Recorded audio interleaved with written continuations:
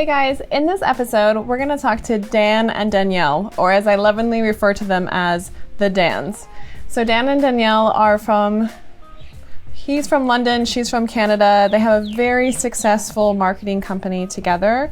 Then they travel with this remote, and a lot of their clients are not even aware that they're traveling because they're able to do their job so well it doesn't really even matter whether they're in the country or not. But how are they able to do this? And also, how are they able to travel successful as a married couple? A lot of people wonder about these things, and we got all the juicy details for you, so stay tuned.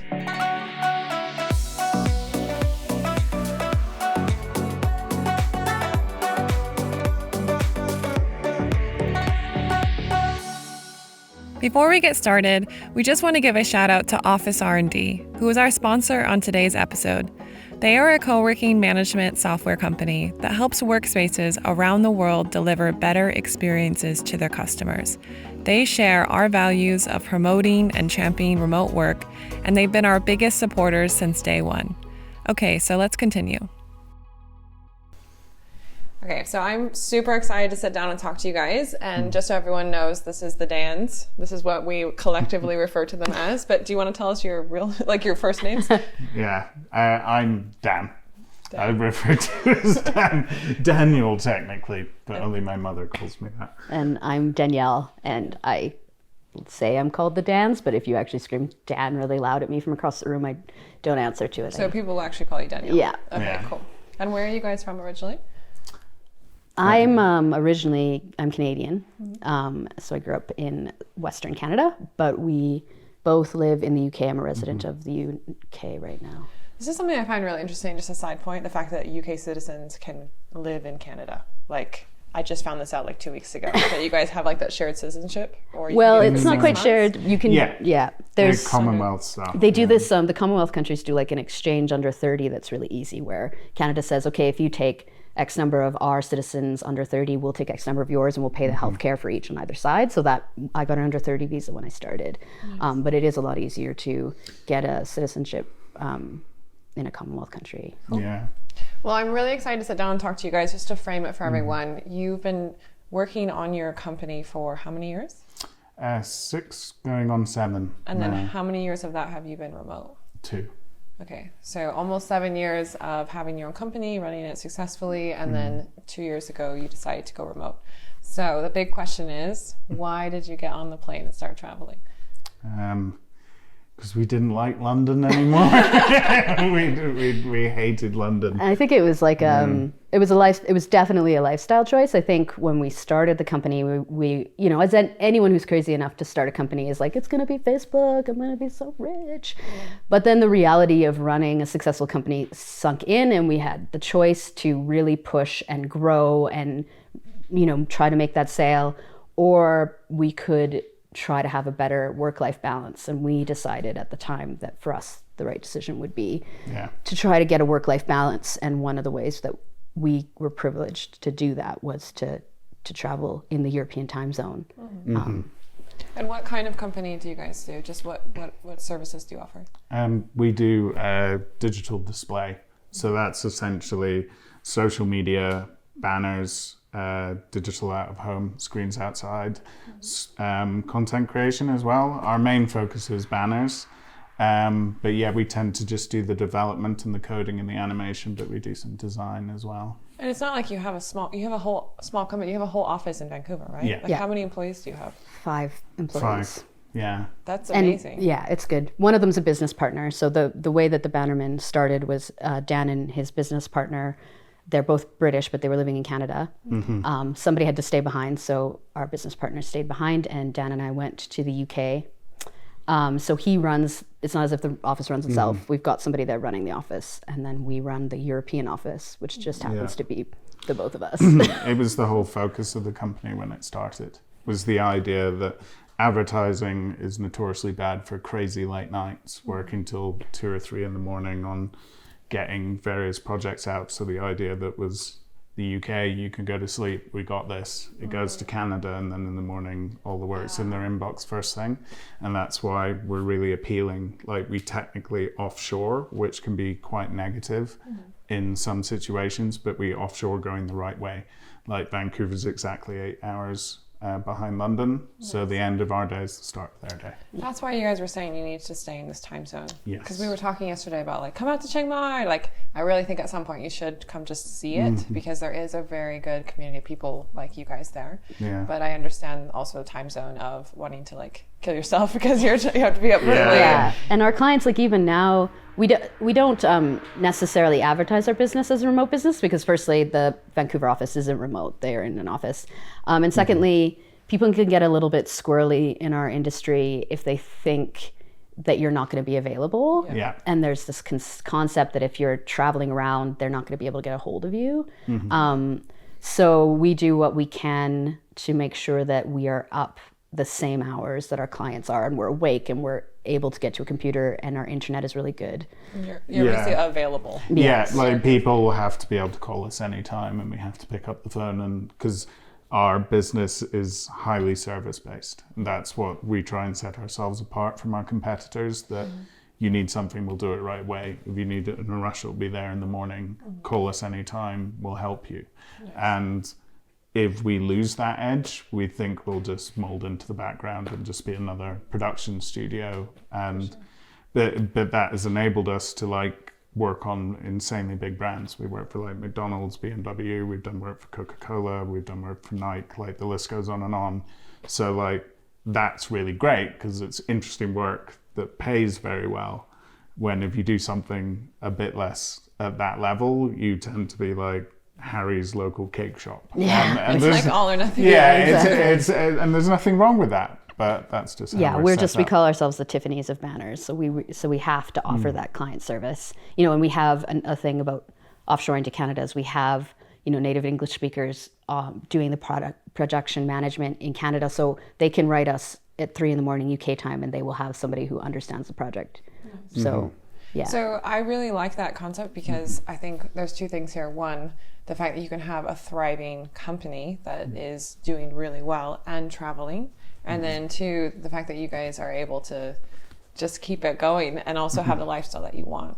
Yeah. But what would you, like, we were talking about this before, what would you say to people who are like, I want your life? Or like, it's so easy, can I just what do I do? So this is, I think people legitimately are like, I want to get in on that. So they're not saying anything, you know, that's like bad or anything, but what would you say to someone who's like, I want your life? I think for me is don't go on the road assuming that it'll all pan out. Like, have a plan, do work beforehand. I mean, our plan was 5 years in the making, and then we stumbled into this lifestyle. But we had a solid way of creating income. I think people can get lost in the idea that, oh, just jump off the cliff and you'll make it work. But the fact is why will a client engage with you? Well, you're not there to talk to them initially. We'd say build that client base before you get going, or work in an industry and accept that you have to work somewhere permanently for a bit maybe, and then be like, right, I want to go remote, like have some form of foundation. I think that's really important because so many people try and so many people fail, but the people that we've known who've been doing it for years tend to be like, oh, I had this, or I did this, and I was marketing for this person, and then I realized I didn't need to be there. And then they went off, but they got the initial business going from a solid platform. Yeah, I mean, I have two. My first answer when people started asking me, I think I've told you before, is I was a little bit like, well, I worked really hard for this life, and it's going to take you a lot of work to have this life. And I think that was, it made me feel good, but it was actually not a very helpful answer. Like, give me something. Yeah. So now I've started to tell myself that what I would say, especially to women, is that there is what I find is I'm constantly surrounded by bros, because the kinds of work that pays well and travels is usually developer travels really well, graphic designer travels really well. There's more women in that, but not as many.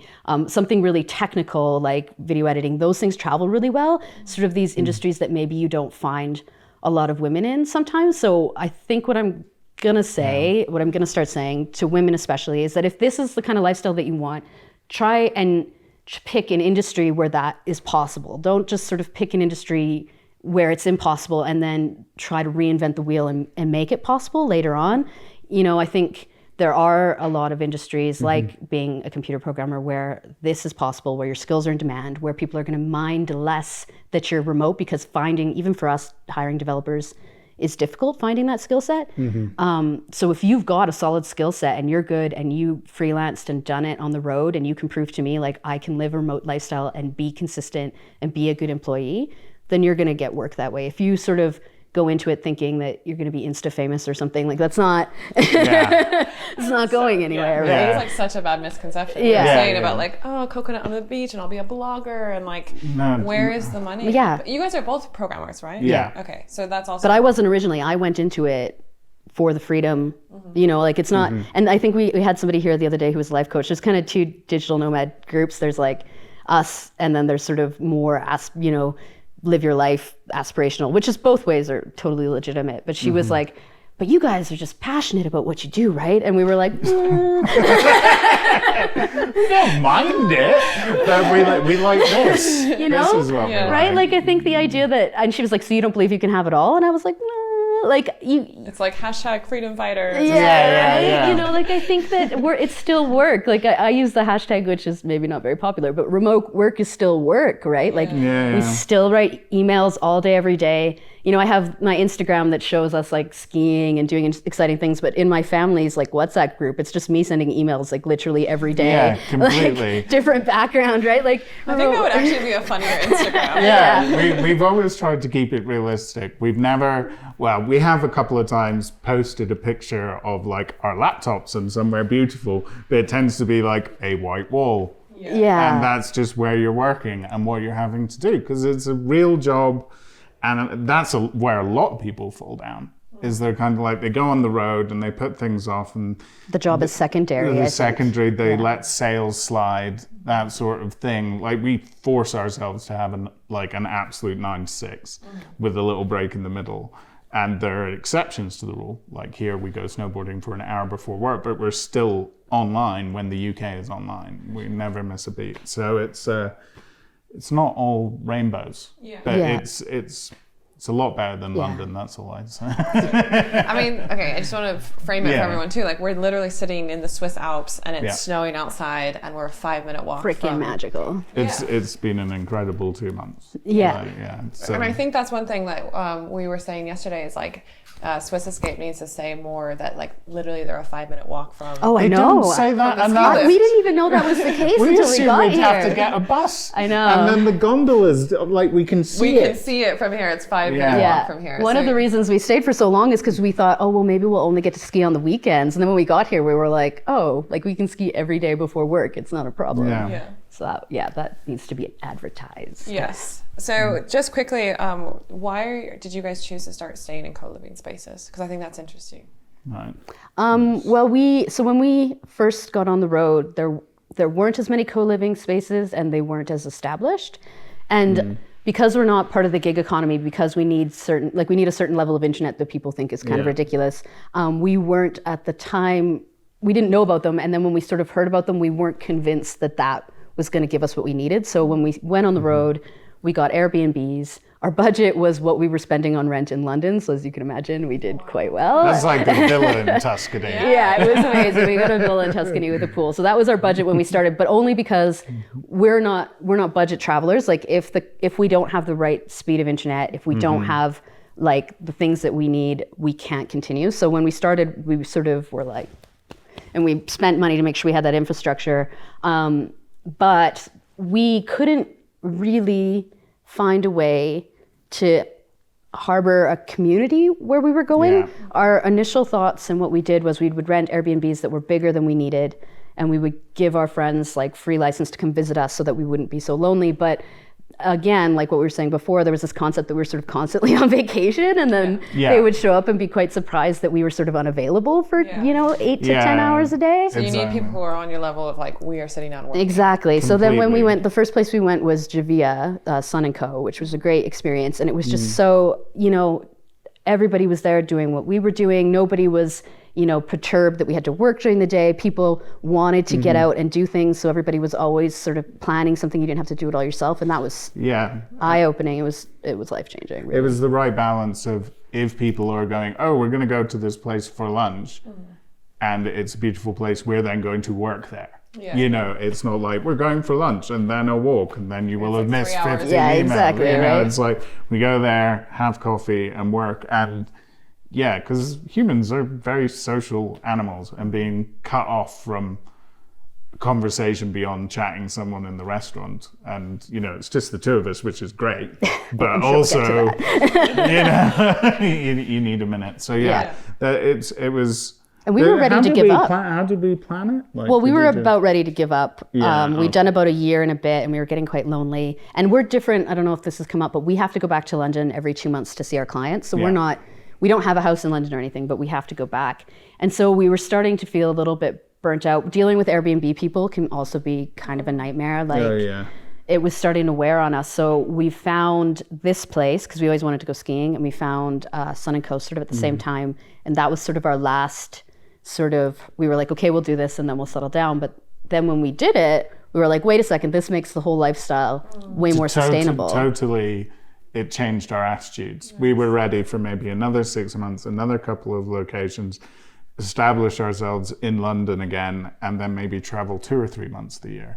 Now it's changed. We don't see an end in sight now. Yeah. Like this has revitalized the whole thing. I'm excited for you guys to watch our videos and see which one you want to go to next. Yeah, I know, that'll be But so one good. thing I will include in there is also like how stable is the Wi-Fi, because for you guys that's the number one. I know we were talking about it the other day, and I kind of had like a free-for-all comment, and now I'll be like, no, for real, you can. It's people don't get it that we have to like get a 3 gigabyte file down in like 10 minutes, review it, send it back, you know. God, you should have seen us in India when he was trying to upload stuff for a client. He like wanted to kill someone. Yeah. Because Yeah. even in the co-working space, sometimes it wasn't good enough there. And the thing is, like, we promised our clients, the ones that know and the ones that don't know, that the quality of our work would not drop. And us having to be like, sorry, the Wi-Fi's bad, I can't see your files, I'm gonna wait, you know, that would be a drop. That would be So for us, be a it's way of- unacceptable. And clients, like a lot of our clients know, some of our clients don't know because There's no there's no reason to tell it. But they care about the Vancouver office, and they care that we're available. And both of these. The strange thing is now that we're doing this, when we go back to London, we make so much more of an effort to see our clients. We actually see our clients way more, and we do way more trainings and all this sort of stuff because it is more of a concern. Yeah. When we're in London, we just Because sit we in could see them Elephant whenever and we never Castle. did, right? Yeah. Exactly. It's so now a you're classic. actually more invested in the relationship. It's been an interesting side effect to the whole thing. And another thing that I want to point out about co-working spaces specifically that was a surprise to me when we started is we never really lived that startup lifestyle. Like, we sort of started it in a silo. We still don't go to conferences even though we really should. So we didn't really understand the value of surrounding yourself with people who are doing what you're doing. But when we got to Javia, we've got a sales consultant this way. We have 2 or 3 developers who do really good SEO that we can contact. We're making like these business contacts sort of outside of our little bubble that have been incredibly helpful. And I didn't see that coming, you know? It's been amazing. Yeah, we've gotten so much work through just like meeting people in the co-working or co-living space and being like, oh, you do this thing and I've hung out with you a ton and I trust you and now we're here and why don't we just work together? Yeah. Exactly. Yeah. And I didn't see that coming. I sort of thought, we were actually quite afraid we'd go to co-working and it would be a lot of sort of gig economy or aspirational digital nomads. Because like we said, the forums tend to be filled with these people who are really working, right? And so we were afraid we were going to show up and it would just be like a glorified hostel where people would be constantly asking us for work, and it wouldn't be that. But when we got there, we were surprised, firstly, to see that we weren't the oldest people there. We were basically the normal age, middle age. And secondly, people had really successful, really, strong businesses and business skills that were very helpful to us, and it wasn't at all like taxing. Yeah. So that was Javia, there were some people who were figuring stuff out, but that was fine. They were all doing work. I would say that Swiss Escape is obviously a bit more inclusive because of the price point, but that's understandable. I mean, we're in the Swiss Alps. So everyone who's been here has had a very established business or is... And how has that affected is it nice to be around those people? I guess that's the question. Yeah. It's like, it's refreshing. Yeah. Because you can learn from each other, you're on the same level. Yeah, and you've got the same problems. So you've got someone you can talk about, oh, this client's doing this, oh, this is difficult about business. And having someone to share that with in a relaxed setting is good. and just... I've been saying over and over again, I've said to Joe, that the quality of the people that you meet in this setting is just so much higher than what you would meet every day in a city, like, For sure. right? Like we call the regular people normies. Like there's not like a lot of normies here. I know we're not gonna come across as No, but it's like there's some people like that are. No, I've never heard that. No, it's like Start using the people that you meet here are none of them like no. You're very rarely are we doing the most exciting or interesting thing. Everybody's doing something exciting and interesting, and everybody is making it happen and is totally capable, and and that's been really refreshing as well. I feel like the friends that I make in these places are, really good, interesting, fun, cool people, and it's sometimes harder to meet that if you just move to a city and sort of settle down. And inherently, most people have a real drive and lust for life and that sort of thing that you don't get. In the same level in regular life, because this is a hard lifestyle to pull off, especially for a long period of time. And if you're not a driven person, you're not going to be here in 6 months. There's tons of barriers to entry. So if you've gotten this far, it's almost like you've already accomplished something. Gone through the filter. Yeah. So I want to end the interview with asking you guys, what are the realities of traveling as a couple?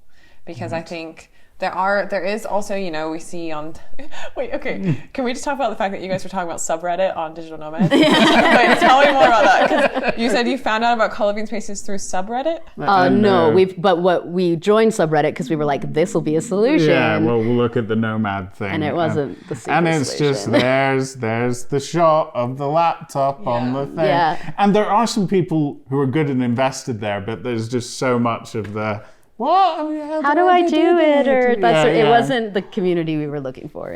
So we found the community more in real life. Yeah. But there's good stuff everywhere. There's good stuff online, but I've just never gone into subreddit and looked at like Digital Nomad or Nomad stuff. So when it's not a particularly toxic subreddit. There are definitely super toxic subreddits, but it's funny when people kind of come on and say, "Oh, how do I become a nomad?" It's just like, fuck off. For sure. Oh, here's 10 posts. Go establish yourself. They go through all that sort of stuff. But I think what I was trying to say is online there is maybe a bit misconception that it's also like a lot of single people out here doing this. Oh, right. So I was trying to get at it. It's like, sorry. In the like the laptop photos, it's always like single, a single lady. Yeah. Insta famous. You're gonna go. That is the biggest problem that I've heard from almost every nomad is loneliness and maintaining and being in a relationship. Because it's like going from 0 to 60 in 1 second. It's like, oh, I kind of like you. Where are you going? I'm going here. Okay, I'll come with you. And suddenly, what are you doing? Are you living together? And working After together. being together for a we've week. met. We were married before we started. But we also have always lived our relationship a little bit at 100 miles an hour because we were only together 4 months before we were like, let's move countries. So we were sort of used to the trial by fire, but it is trial by fire a little bit. Like it's not as hard as people think it is. You do get the reaction like, you guys are crazy. I could never do that. And the reality is, and what I always say is like, oh, you want kids? Because it seems to me like raising a child is like pretty difficult. Like, exactly. There are challenges. Sorry, go ahead. And there's the added thing of we physically work together. Yeah, we're on the same level in a business. So it's that added element. Like, if you want, like, the raw facts of it, it's like, of course we fight, but we fought when we were in London. Like, we had a staff of people, and we call it fighting in front of the kids. Like, don't fight in front of the kids. Because they're, like, all these people working, and we're like, screaming at each other about the color of a border. And then everybody would look at you, and you're like, it's fine, kids. Mum and daddy still love each other. We just disagree about the pacing of this animation. And so that comes with you. The negative downside that we have found is, look, couples fight. You always argue. That's how your relationship grows. It's how you get things out. What's good about our relationship is we think of ourselves like we're fit in a relationship sense because our heart rate returns to steady incredibly quickly. We fight and make up almost immediately.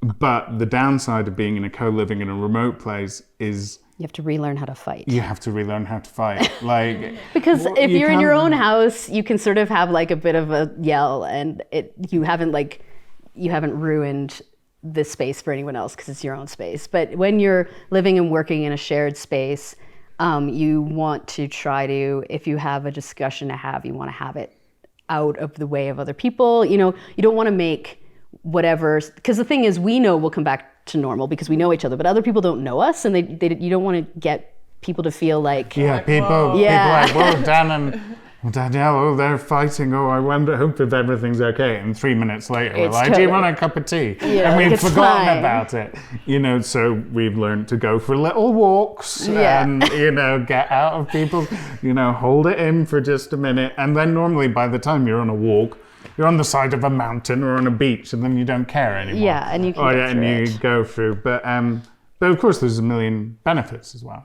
You know, you're not lonely. You always have someone to bounce something on. Like, I'm, to be perfectly honest, an anxious traveler. Like, we're traveling tomorrow. I used to travel a lot and had a couple of bad experiences, and it basically made me a bit anxious.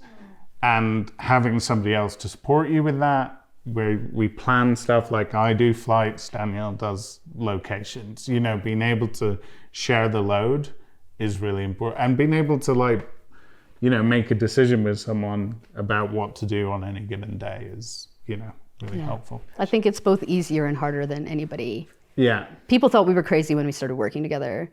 You know, people thought we were even crazier when we started traveling together. But I think, you know, it's worth it if you can make it happen. And you just have to relearn some behaviors. But that's fine. There's something that is a downside of it, is that I think maybe if you're ever having like some problems in a relationship, it's, you know, if you're back home, you could reach out to a friend and they'd be able to reason with you and be like, oh no, this is fine. You are cut off from that Support you network. know, your ground bed of friendships that you, like, I have friends that I've known since I was 5 and they're still really close friends of mine, and not being able to talk to them immediately or go meet them for a drink and just chat about things is hard. But there's ways to mitigate that. I play Dungeons and Dragons with my 3 best friends every Wednesday. great. During that time, do you guys catch up on other stuff? Yeah, we chat a bit at the beginning and then we play Less for than 2 you or would think. 3 I'm like, hours. what's going on with Steve? And he's like, I don't know. I'm like, didn't you just talk to him for 3 hours? It's like, no, he was casting spells. But you get that. That's how I... Yeah, you do have to mitigate for that. Like I call, you know, calling your friends seems so like 1992, but like I actually have started making phone dates with friends back home. It's not that you don't meet friends here. I think Mel was saying it the other day. It's not that you don't meet people here, but they're not going to be able to support you like someone that's been in your network for years and years. And you do need to make an effort to maintain those relationships and to make sure that when you're not just sort of flitting into their lives once in a while and then disappearing, because those guys will stop being there for you. You've been gone. And the friends you make, you might see them once every year, once every 2 years. You know, it's going to take a long time for you to establish that kind of support. Yeah. So we do maintain a support network outside. We live our life like regular people. Like I think people would be quite surprised at how normal, considering how amazing it looks, how like normal the day to day is. we need our nights of just Netflix. Yeah. And that sort of thing. That was one of the reasons that, like, when you're somewhere for, like, people who move around every couple of weeks, like, you know, blows our unless they mind. have to, Yeah, it's- you know, if you're somewhere for a month and sure, it's amazing. Oh, you're in Berlin. Great. You want to go do some sightseeing, but you need a weekend where you sit on a balcony and do nothing. Otherwise you fry. yeah. And that's something that people don't understand, that, like, you know, oh, if you're on the road and you've got these amazing things, aren't you out all the time? Well, if you were, you'd be back in 2 months because you wouldn't be able to take it. Yeah. It's like overstimulation. Yeah, You can't yeah. have every single night be the best night of your life. Yeah. You need Exactly. to, like, just This is like the most exciting thing that's happened to us in this like 4 weeks. Like, right? Like we go skiing, but like, you know, we're not. Yeah, It's like we get up, we write emails, we have coffee, we go for a walk. You know, we ski, we do some more work, we watch Netflix, we go to bed. Right? It's not. This has been a very relaxed Like in the sense of our activity is snowboarding, so we don't need to do anything else. Yeah. But if we're, like in Juvia, there's lots of walks, going on stuff, snorkeling, but sometimes you need, also like everybody has that balance of introvert and extrovert in them. You do need to be able to lock yourself in a room sometimes, and you need to be able to say that. Yeah. I think because in co-living places there is a geared towards be social all the time. It's also really important to be able to say like, I'm sorry, I need to work right now, or I just need to go be by myself. Yeah. And people tend to be like totally fine with that and are very apologetic if they're bothering you, that sort of thing.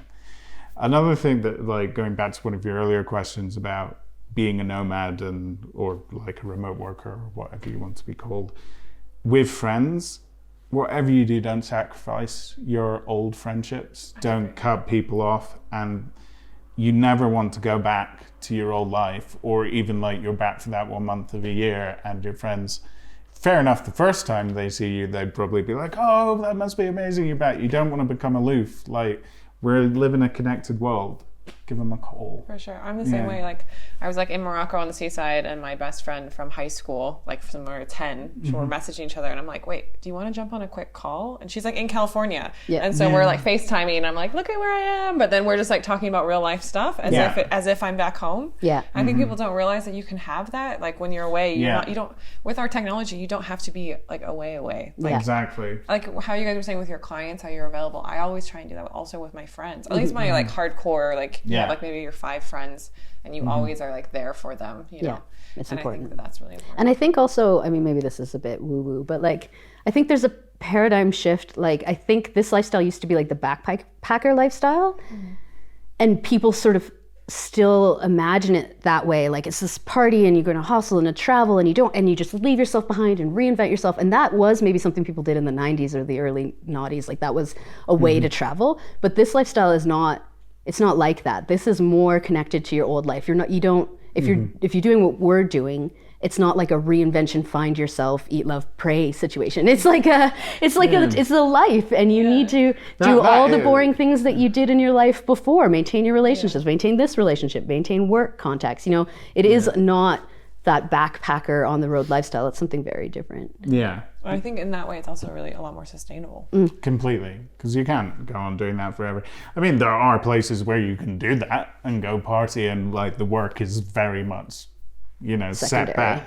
But if you want to do that, have a holiday. Take a week off. If you integrate that into your everyday life, all that will suffer is you and your business and the sustainability of the lifestyle. And I think that's the difference, is like we actually have drive and we want to build something. Like I was talking to someone about that yesterday. Like, I don't want to just live in amazing locations, even if someone else was paying for it. I want to build something and like make an impact on the world in my own way. I used to travel in my 20s, and I remember meeting these people who were in their 30s or almost 40s, and they'd traveled their whole life, but they'd never really done anything outside of travel. And I remember telling myself at the time, because I love traveling, I was like, I don't want to be that. Like, if I have to give up travel to do something with my life, then that's what I'll do. And I'm lucky enough that I managed to do both of them, or managing to do both. But I never wanted to just look back on my life and be like, all I did was travel.